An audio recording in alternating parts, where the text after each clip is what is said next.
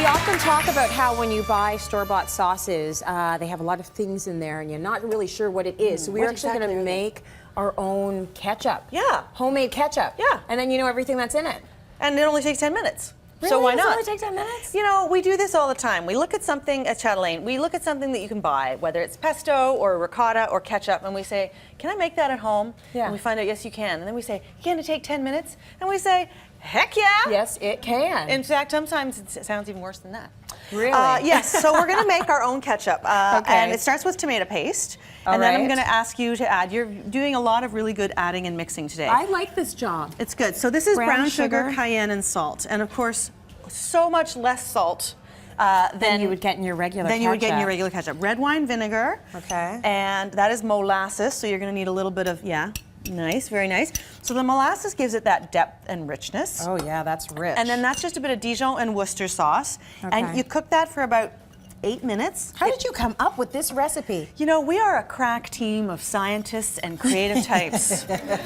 I think someone said, I think we just seasoned tomato paste. Something like Let's that. do it. Somewhere in between those two things. And then you get your own ketchup? And then you end up with ketchup. And there that's it is. barely any sugar. It's barely any sugar. That's amazing. And, you know, I mean, there's a reason why children love ketchup. It's because it's sweet, right? And it goes on everything. That's right. And if you do this, it just gives you so much more control. Yeah.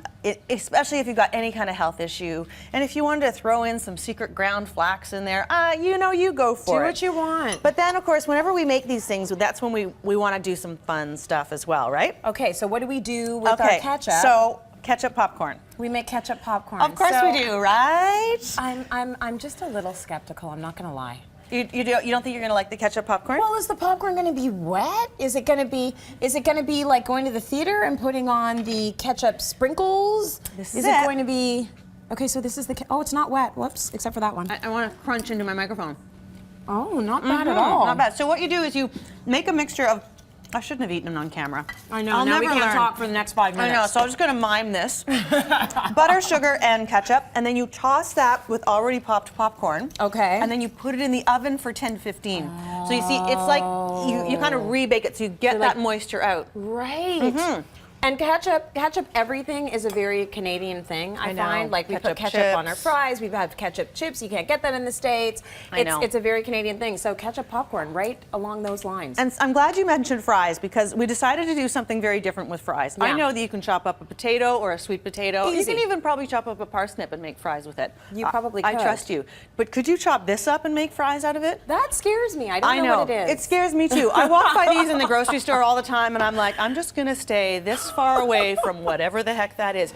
It's cassava, it's yucca. So it's delicious. It's a tuber. I've had cassava before. It's I nice guess I and just starchy. didn't know it looked like And that. okay, so it's very fun. You can bring it home and threaten your children with it. Yeah, you can.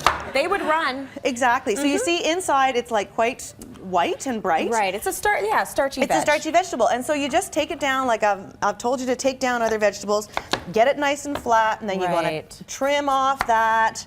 See, doesn't that look good? That does And then look you good. just cut it into fries, a little bit of oil and salt, bake them, and they get beautiful and golden like that. So that's what these are. Exactly. So those don't look like They're yucca fries, yucca do they? And they're fries. so different and really, really fun. Yeah. And of course, they're not deep fried. And we added a little bit of mashed banana to this ketchup. What? This is for the Filipinos in the house. Oh, right. It is Look a at that classic flavor. of Filipino cuisine, banana ketchup.